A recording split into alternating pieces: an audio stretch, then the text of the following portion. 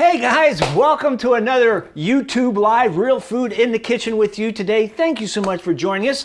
My name is Tom, if you didn't already know that, Tom Riehl. I host Real Food and I'm doing a live show right here once again on YouTube. Thank you so much for joining us. Today we're doing something special. It's a Belgian bacon waffle, or a bacon waffle Belgian style. It's just a Belgian waffle, okay? And I know that we got a lot of waffle lovers out there, a lot of pancake lovers out there, and I fall into that category. I'm more of a waffle guy than a pancake guy, and quite honestly, it's so easy to make waffles or pancakes. Now you just go to the store, you buy the pre-made mix, and put a little water, a little egg in there, boom, it's done. All right. Today we're going to take it a little step, a little bit more over the edge, okay? A little bit better, a little bit tastier with the Belgian waffle. And there's a few more steps involved in this, but I think, you know, the people that watch our show demand a little bit more culinary expertise, should I say. So we're gonna move it up a little bit here, okay? We're gonna be doing the Belgian waffle, and the thing that separates the Belgian waffle from just a regular waffle is that it incorporates egg whites, okay? Egg whites into a meringue. Meringue is folded into your waffle batter to make it a little bit airy, okay? So it's not so, okay? So it does have that effect. So that's what we're gonna do today. We're gonna be making a regular waffle batter, but we're gonna put in the egg whites, kind of make it a little fluffy, a little airy, and also tasty too. Then we're just gonna add a little bit of bacon into that too, because what doesn't taste good with bacon? Everything tastes good with bacon, I believe, right?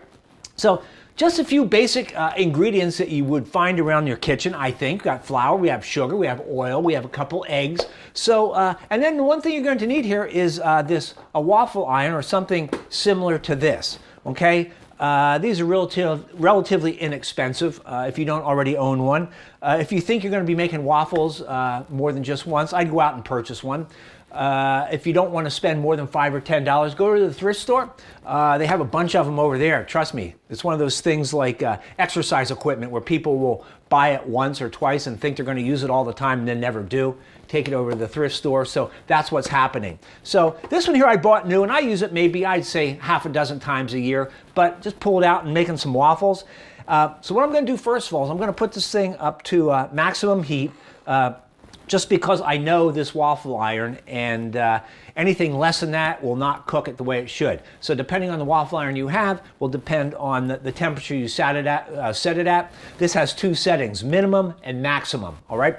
And we're going for the maximum here on Real Food, all right? And it will start to smoke, and we will season this right before we're getting ready to pour the waffle batter in here. But for right now, we're just gonna get it heating up to temp. I think it's probably gonna be about 350 degrees. I don't have a thermometer to check it, but somewhere right around there. If you have one with a temp, I'd go for about 350 degrees on the waffle maker. All right. So the first thing we want to do is we want to mix all our dry ingredients together, and then we're going to mix our wet ingredients together, and then we're going to incorporate the two. But then in the meantime, we're going to be whipping up a couple of our egg whites into a meringue. Now to do that, I have my KitchenAid mixer back here. I don't know if you want to go industrial style like this. The problem I've had in the past, just using a hand mixer, a lot of times it just doesn't get as meringue and as foamy as I like. You know, it just kind of lays there. And I don't know what the problem is. So rather than chance it here for you guys, because you guys really expect a high quality show and a high quality food, that's what we're going to do. So I pulled out the KitchenAid, okay, and we're going to crank that sucker on high. We're going to make that meringue in no time at all. Okay, so before we do that, let's mix all of our dry ingredients together. All right, so we're going to start off with 2 cups of flour. Okay, to that we're going to add a quarter of a cup of sugar, 4 teaspoons of baking powder, 4 of those.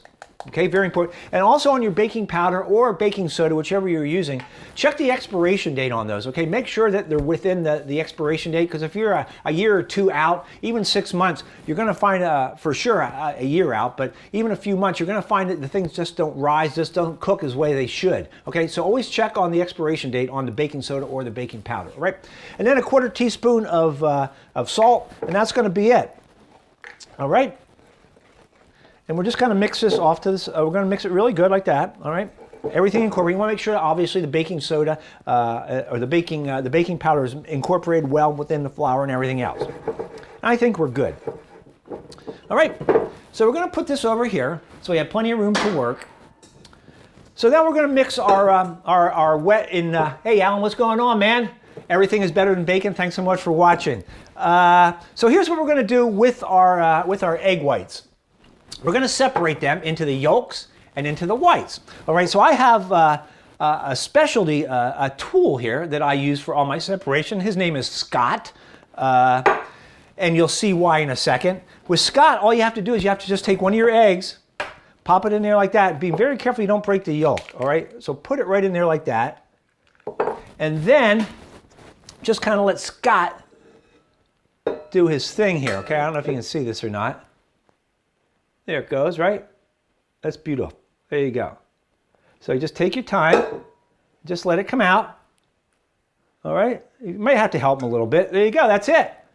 And make sure you get it all. You want to make sure you get them completely separated, you know, when you do this. But be very careful, don't get the yolks in with the whites, okay? And I think well, there's a little bit more. A little bit more. Get it all out, okay? So we're doing for the 2 egg yolks. If you get yolk in there, when you're doing this, it's going to be kind of an issue when you're trying to make the meringue. It will definitely affect that. So, but that's all out. Okay, so we got one there. So I'm going to put the egg yolks in this bowl here for our wet ingredients. All right, there you go. Perfect, as you can see. All right, completely separated. So let's try one more here. All right, popping it right into Scott's head. And you always check to make sure, if you're using something like this, check to make sure it's not broken to begin with. The egg yolk is not broken to begin with. So let's kind of pour that right in there again one more time. It's just so much fun just to watch this. This is a real conversation piece if you guys don't own one of these. And I don't even know where I got it, quite honestly. But, oh, now see, I'm starting to see a little bit of yolk come out of there. So be very careful on that. Because once that gets in there, you can't get it out. All right? So there you go. All right, it's almost all gone. And that's it. All right, just double checking there. There's still, just wants to keep on drizzling out. Just drizzling out. All right. So I think we're good. I think we're good there. So let's go ahead and double check it. Obviously, you don't have to use one of these. You can use the eggshell. I've actually separated eggs with using both halves of the shell. You can use your hands, whatever you want to do. But what fun is that when you got Scott laying around? Okay, so the egg yolk's going to go in there like that. There you go. All right, so what we'll do is we're going to take our egg whites. We have, that's all it is, just egg whites. Going to go over here to the mixing bowl and put that on there like that. And we're just going to get that going a little bit. On a really start off kind of slow, like that. Now while that's working, is what we're going to do is we're going to take the rest of our wet ingredients now. We have our egg yolks, like there. We're going to have 2 cups of milk. All right, 2 cups of milk. We're going to add half a cup of vegetable oil, right there. All right, and a little bit of vanilla, teaspoon of vanilla. And that's it for your wet ingredients. Let's get them out of there. So what's going to happen now is we're going to mix this all together. Now, as you can see, this is going to make more than obviously one waffle. And what I like to do, I'll make this batter, and then once I start moving through this, I'm going to, I'll start making waffles. I'll probably get about 6, 8 waffles out of this recipe, which is great, and I freeze them. And then the best way to actually heat these up is put them back in the waffle iron. Don't microwave them. Put them back in the waffle iron to heat them up. All right. So there you go. Might want to kick this up a little bit higher. So that's working. We're just going to now take our, let's move the waffle iron out of here so you guys can see all the stuff that's going on here. Dry mix. Okay. And our wetness going right in there like that. All right. Simple so far? Of course it is, Tom. Like I said, it's a little bit more complicated than just opening up a bag of waffle mix from the store and adding an egg and some water, but I guarantee you will definitely taste a difference in this, all right? Hi Janelle, what's going on, man? Nice to see you. I'm glad I'm not the only person just sitting around here with nothing to do on a Thursday at 11 o'clock. I was starting to feel kind of sad for myself. So anyway, we're almost there. This is all incorporated. And kicking it up now to extra, extra, extra high, all right? And we're almost ready to go. So what I was saying about the waffle iron, seasoning it, a lot of people, what they'll do is whenever they go to make pancakes on the grill, they make waffles, they take the spray, right, and they start spraying the hell out of it, and what happens is, yeah, it won't stick, but you're gonna have a waffle or pancake just coated in oil. So what I always suggest is, I take a towel, or if you have like any sort of a brush, and I just kind of go in there like this. Just try to get in there in between all of the little cracks, all right? Make sure you get it all really good. And you don't have to do this every time. Just each time you use it and plug it in, just kind of season it up. Now you can see it's a little brown there, and that's from past usage, and that's a good thing, okay? You want a little bit of a seasoning in there, which is what I got. Okay, so we're gonna let that's all the way up to high, so we're almost done there. The meringue is almost meringue-y. So what's going to happen is we're going to kind of fold that, which is a cooking term. I'll show you what exactly that means if you don't know folding already. All right. So Alan, you have a good chance of getting fired now if your boss walks in and sees that you're watching a lame cooking segment on YouTube. You're going to have some splaining to do. That's all I'm saying, all right? But if you need a note, I will be more than happy to write a note for you. All right. And so that's all we got. So let's check on the meringue. The meringue looks good. And like I said, the best thing about this is I can sit here and yak. I can do other things. I don't have to stand here with the hand mixer in my hand. I can have that working in the background, which is, oh, look at this. Look at that. That's good meringue. It took me a couple of years to realize I could even make meringue in this thing. I didn't even kind of try it, but look at that. Meringue sticking to the beater itself. That doesn't usually happen all that often. That's major meringue. It almost looks like snow. All right, so what we're going to do, kids, is we're going to fold this. See what that looks like? Can you see on there? Look at that. That's a beautiful thing right there. That's all meringue. Which I've made lemon meringue pies, and this is perfect for that. It's all good. There's nothing bad about this. So let's go ahead and let's fold this in. Now you don't want to over mix it also. But this is just going to add a little air to the waffles themselves. Get it all out of there. Look at that. All right. Any questions so far, kids? I know. It's pretty amazing, isn't it? I just know. Yeah, Alan, get a waffle iron for Christmas.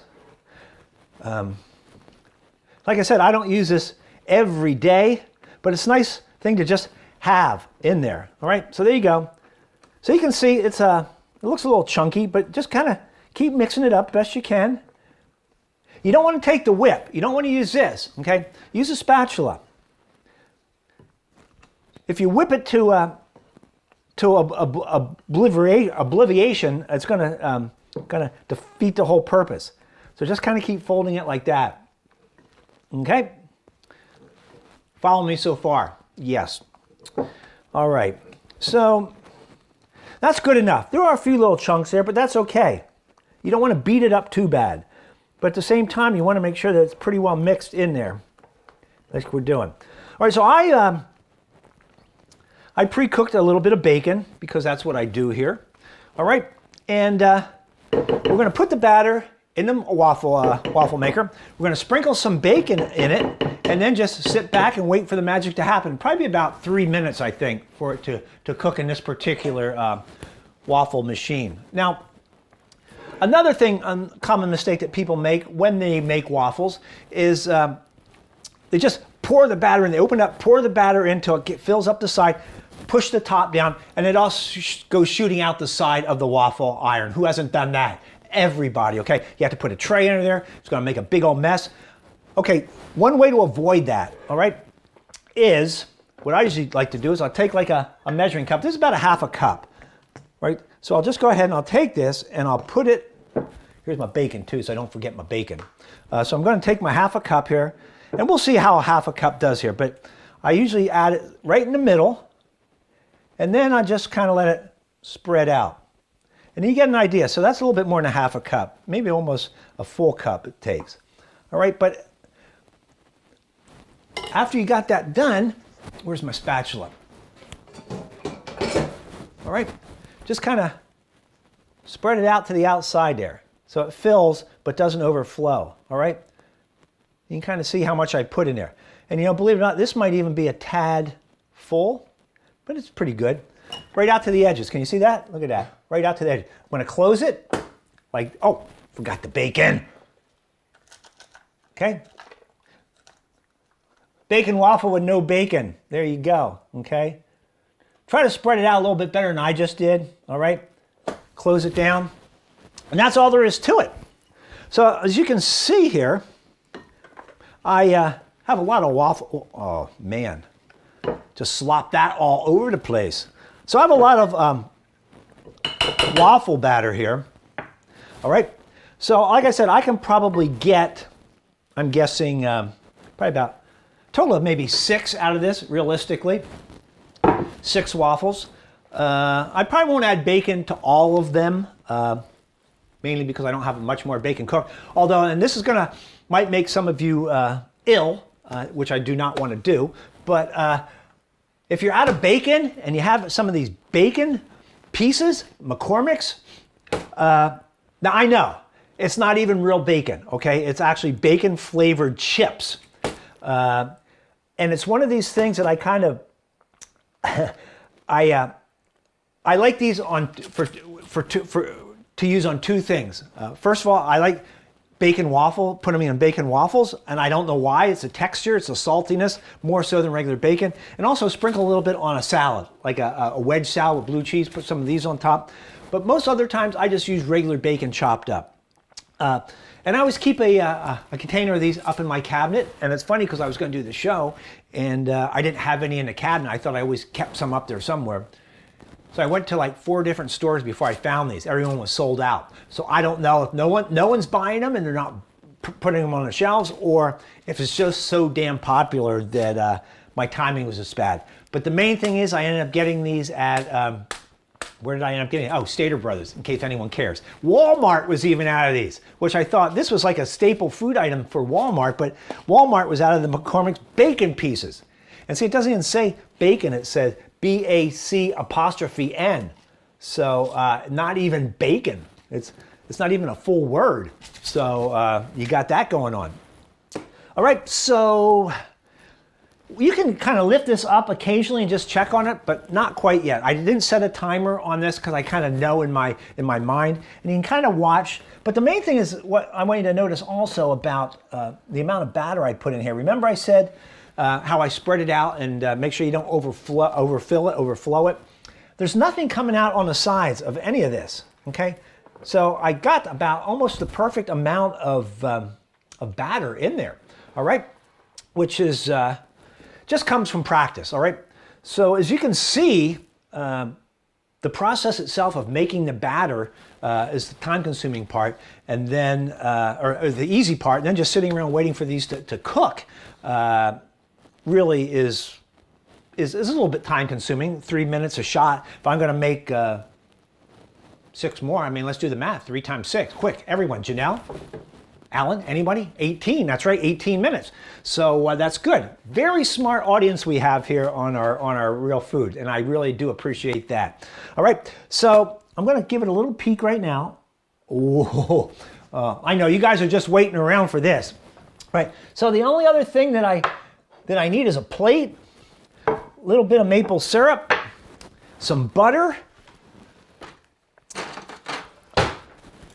All right, a little bit of butter.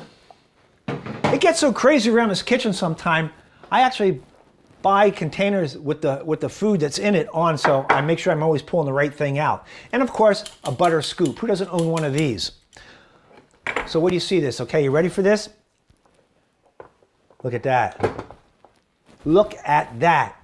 Okay, see now, it's a little bit white there. That's from a little bit of the oil, but the other side might be better. Look at that. Look at that, look at that. That's just what we're looking for, right? So there it is, in all its glory, a bacon waffle. Now, if you want, you can even add more bacon on top of this, but I'm not going to do that. What I will do is I'm going to take a scoop of butter right on top, like so. One little scoop, like that. And before I put the syrup on, I'm going to take a quick picture here, because that's what I do. You just never know when one of these is going to turn out, so I have to document it all the time. There you go. Smile, smile, smile. Boy, that's one boring picture right there. Okay, so let's go ahead and we'll put the maple syrup over the top of that. Okay, look at that. Look at that. Oh, oh, so delicious. Take one more picture of that, because now it even looks better than it did before, if I can imagine that. Smile. That's right, I have a camera that I just say smile, and smile, smile, and it takes a picture. What do you know about that? So there it is, a success, once again, our bacon Belgian waffle. So let's try this, because I gotta tell you, it smells really, really, really, really good. So get a little butter incorporated in with the maple syrup, like so. All right. Cut into that like that. Give it a little dab of roux, like that.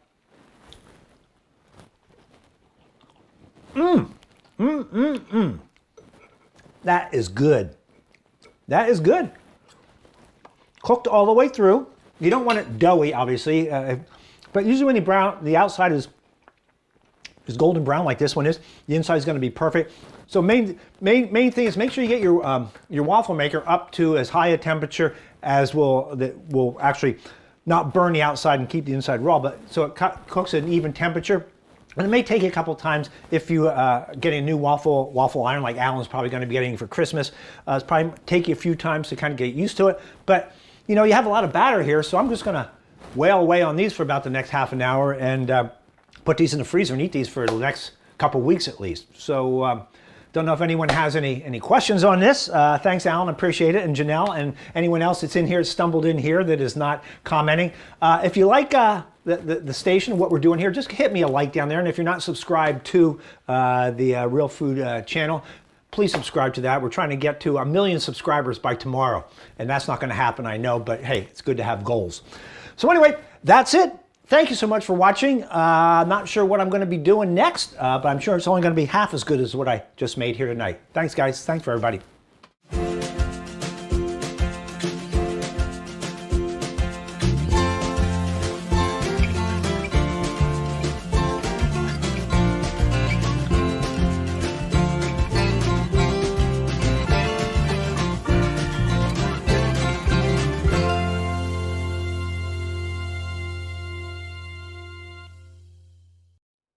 Hey guys, thanks so much for stopping by our YouTube channel. If you could be so kind as to just hit that like button and also the subscribe button. And then, if it's not too much to ask, hit that little bell so you know when we have new content coming your way.